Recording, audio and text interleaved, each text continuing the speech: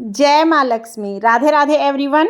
Friends, आज की video में हम देखेंगे कि धनतेरस के दिन जो झाड़ू हम खरीद के लाते हैं उनका पूजन कैसे किया जाता है। तो धनतेरस के दिन सभी लोग झाड़ू जरूर खरीद के लाते हैं। आप कोई भी झाड़ू खरीद सकते हैं, सीख वाली झाड़ू, फूल झाड़ू या नारियल की झाड़ू, कोई भी झाड़ू आप ले सकते हैं। बस ध्यान रखिएगा कि प्लास्टिक की झाड़ू हमें धनतेरस के दिन नहीं लेनी है।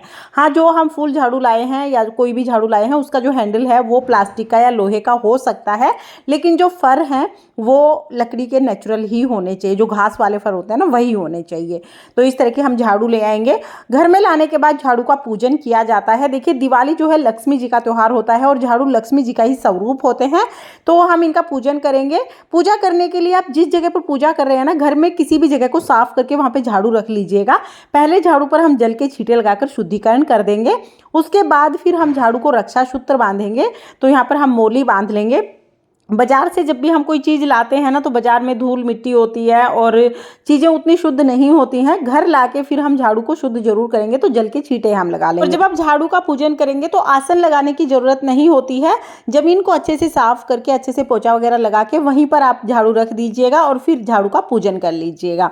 तो पहले हमने शुद्धिकरण कर लिया, उसके बाद फिर हम रक्षा सूत्र बांध देंगे। जितनी भी झाड़ू आप लेके आए हैं सभी का हमें पूजन करना है, सभी को हमें रक्षा सूत्र बांधना है। कुछ लोग तो पूरे साल के लिए झाड़ू धनतेरस के दिन ही ले आते हैं और कुछ लोग 1 या 2 झाड़ू लाते हैं। तो जितनी भी झाड़ू आप लेके आए हैं सभी का पूजन आप जरूर कीजिएगा। अब रक्षा सूत्र बांधने के बाद फिर हम तिलक कर देंगे। तो झाड़ू को हम लक्ष्मी जी का ही स्वरूप मानते हैं। झाड़ू पर हम रोली से तिलक करेंगे।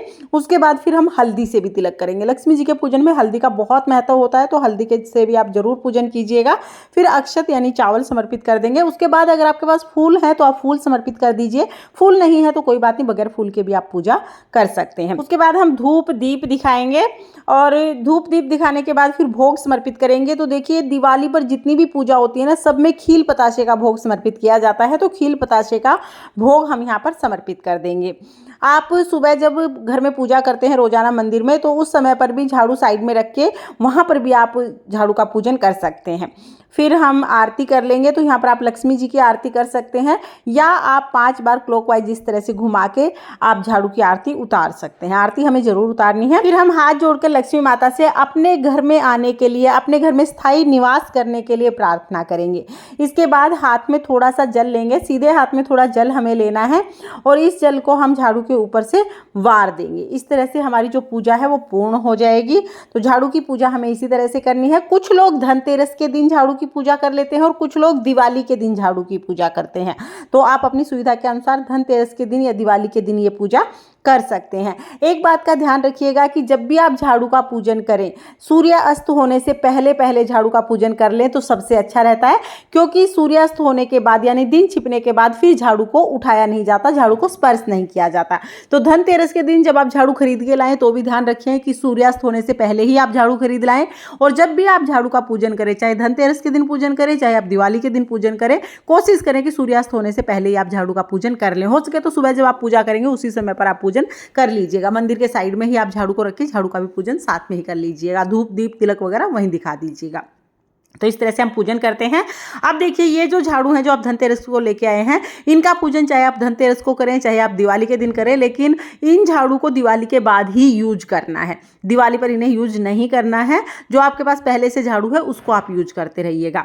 अब बात आती है कि बहुत से सवाल आते हैं कि आप जो पुरानी झाड़ू है उसको कब बाहर निकालें, यानी पुरानी झाड़ू कब फेंकें। तो देखिए, जब झाड़ू पुरानी हो जाती है, टूट जाती है, तो उस समय पर वो सफाई करने योग्य नहीं रहती है, तो उस झाड़ू को फिर हमें बाहर निकालना पड़ता है, फेंकना पड़ता है।